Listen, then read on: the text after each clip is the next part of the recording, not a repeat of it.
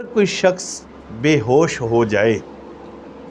تو اس کو ہوش لانے کے لیے کیا کرنا چاہیے؟ آج کا یہ عمل جو پیارے آقا صلی اللہ علیہ وآلہ وسلم نے ہمیں دیا، کمال کا عمل ہے، اور حضرت جابر سے روایت ہے، اور حضرت جابر ہی بھی ہوش ہوئے، اور یہ بخاری، مسلم، سنن ترمذی، یہ سب کے اندر یہ حدیث موجود ہے۔ یہ حوالہ میں نوٹ کر رہا ہوں، یہ آپ ادھر سے دیکھ سکتے ہیں۔ نبی کریم صلی اللہ علیہ وآلہ وسلم، حضرت جابر روایت بیان کرتے ہیں کہ میں بے ہوش تھا تو سرکار میری عیادت کے لیے تشریف لائے،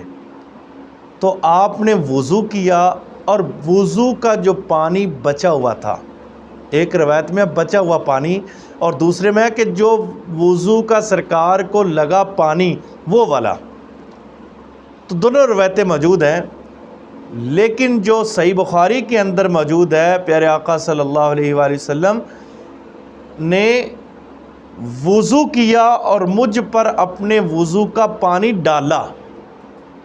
اور مجھے ہوش آ گیا۔ اور بہترین یہ عمل ہے،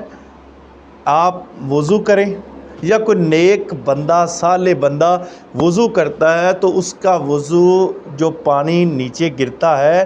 وہ پانی آپ کسی مریض پر ڈال دیں، یا جو پانی بچ جائے، لوٹے میں پانی لیا یا کسی برتن میں لیا، کسی نیک بندے کو وضو کروایا، جو بچ جائے، ایک تو اس کو پلائیں اور دوسرا اس کے اوپر ڈال دیں، انشاءاللہ تعالی وہ بندہ ٹھیک ہو جائے گا۔ جو بے ہوش ہے اس کو کبھی بھی پھر بے ہوشی طاری نہیں ہوگی انشاءاللہ تعالی۔